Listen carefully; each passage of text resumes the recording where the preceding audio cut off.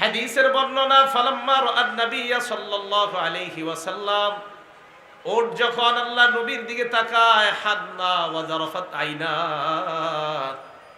ওট আল্লাহ নবীর দিকে তাকায়, তাকানোর পর চোখের পানি ছেড়ে কান্না করা শুরু করে দেয়।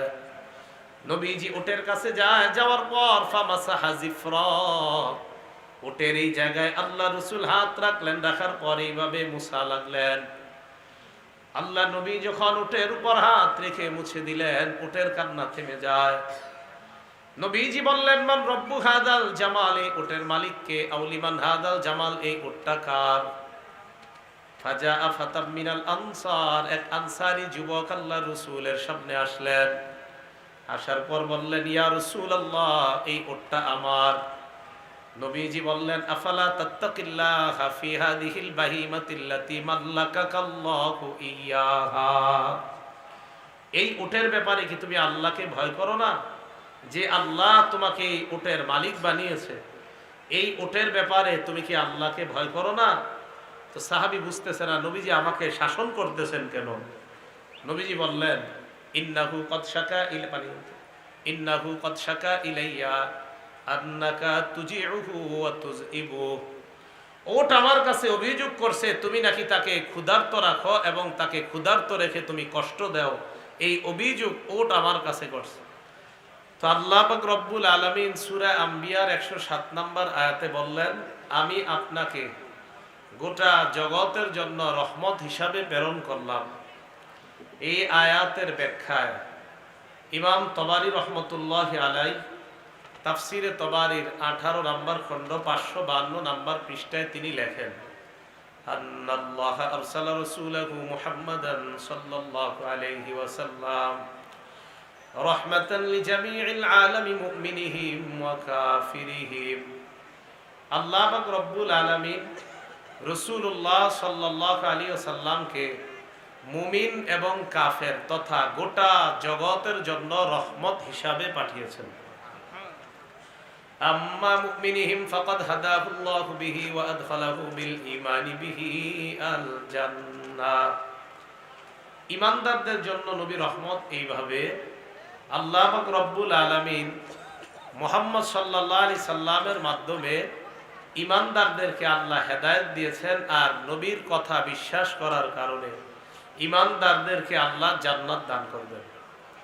ওয়া আম্মা কাফিরিহিম ফাকাদ দাফানহু আজিলাল বালা, কাফেরদের জন্য রহমত এইভাবে আল্লাহ পাক রব্বুল আলামিন কাফেরদেরকে একবারে ধ্বংস করে দেন না, কাফেরদেরকে আল্লাহ নগদ শাস্তি দেন না, তাদের থেকে শাস্তি আল্লাহ মওকুফ করেন। কেন নগদ?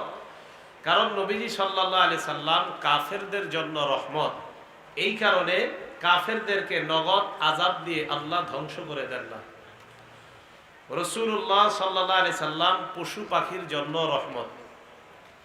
সহিহ বুখারীর 6202 নম্বর হাদিসের বর্ণনা, عن أنس بن مالك رضي الله تعالى عنه قال كانت أم سليم رضي الله تعالى عنها في السقال, উম্মে সুলাইম রাদিয়াল্লাহু তাআলা আনহা একজন মহিলা সাহাবিয়া, মাল সামগ্রী বহনকারী একটা উটের মধ্যে তিনি আরোহণ করলেন।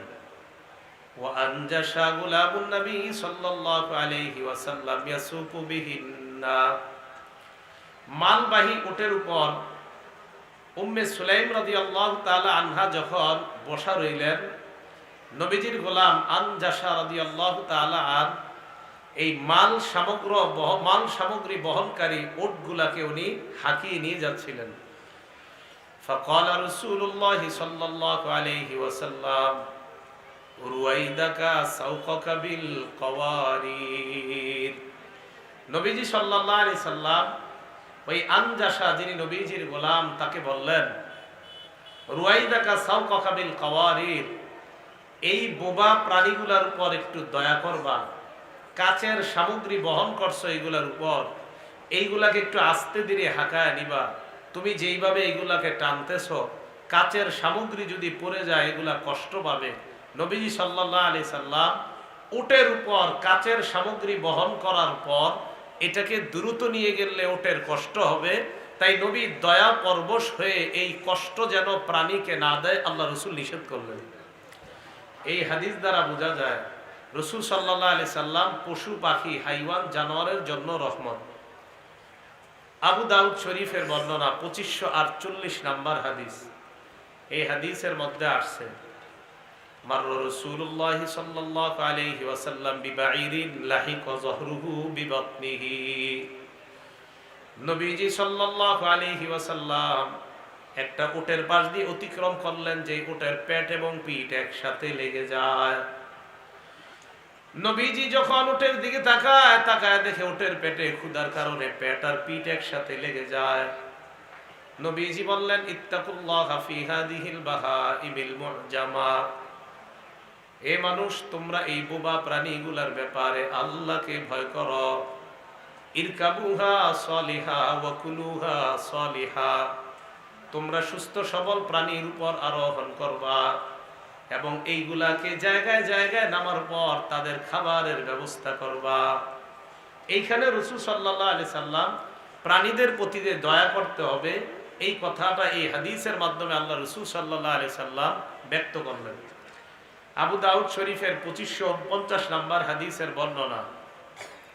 আব্দুল্লাহ ইবনে জাফর রাদিয়াল্লাহু তাআলা আনহু তিনি বলেন আরদাফানি রাসূলুল্লাহ সাল্লাল্লাহু আলাইহি ওয়াসাল্লাম খালফাহু যাতা ইয়াউম।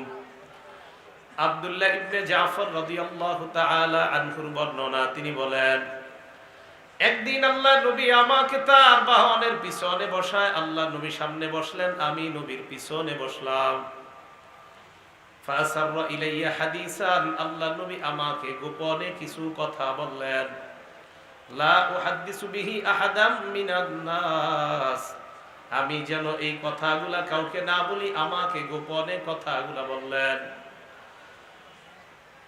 আব্দুল্লাহ ইবনে জাফর বলেন ওয়া কানা আহাব্বু মাস্তাতরা বিহি রাসূলুল্লাহ সাল্লাল্লাহু আলাইহি ওয়াসাল্লাম লিহাজাতিহি হাদাফান আও হাইশা নাখলিন।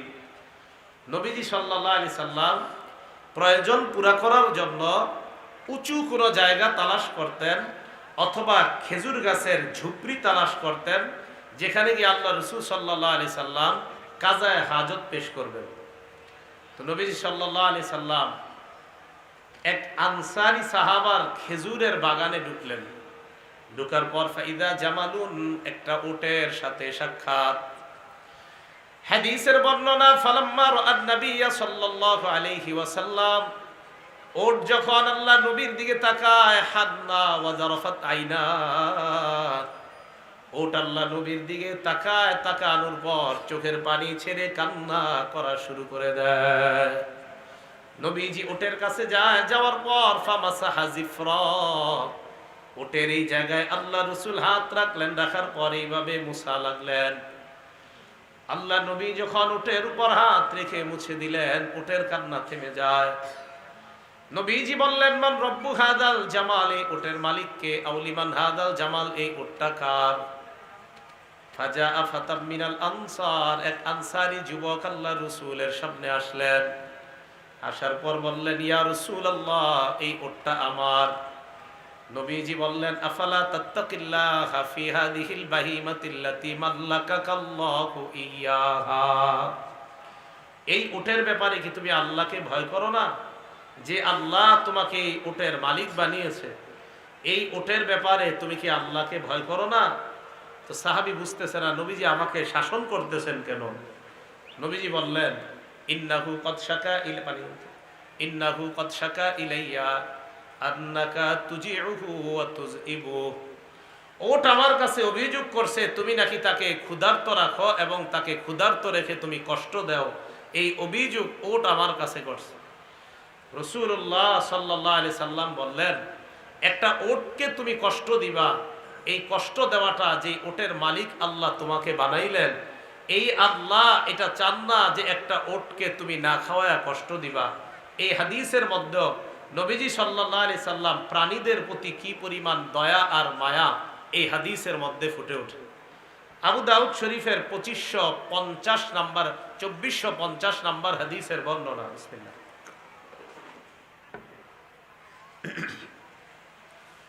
এই হাদিসের মধ্যে আসছে রাসূলুল্লাহ সাল্লাল্লাহু আলাইহি সাল্লাম অতীত যুগের এক ব্যক্তির ঘটনা শোনায়।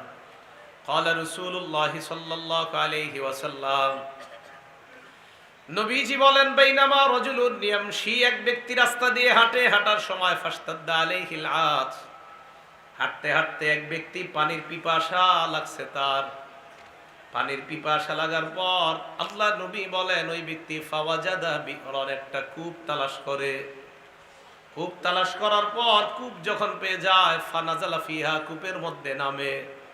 নামার পর ফাশারিবা মিনহা, কূপের পানি পান করে। পানি পান করার পর লোকটা কূপ থেকে বের হয়। বের হওয়ার পর দেখে ফাইদা কালবুন ইয়ালহাসু, একটা কুকুর হাঁপাইতেছে।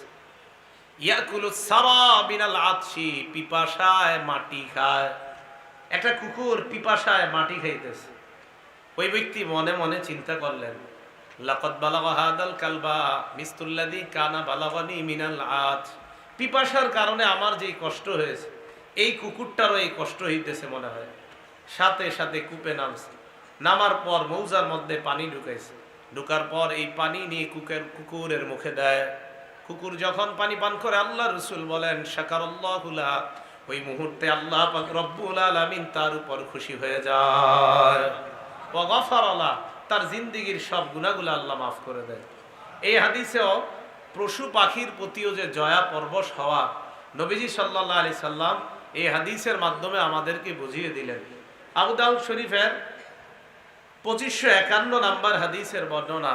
এই হাদিসের মধ্যে আসছে, আনাস ইবনে মালিক রাদিয়াল্লাহু তাআলা আনহু قال কুন্না লা নুসাব্বিহু হাত্তা নাহুল্লা রিহাল।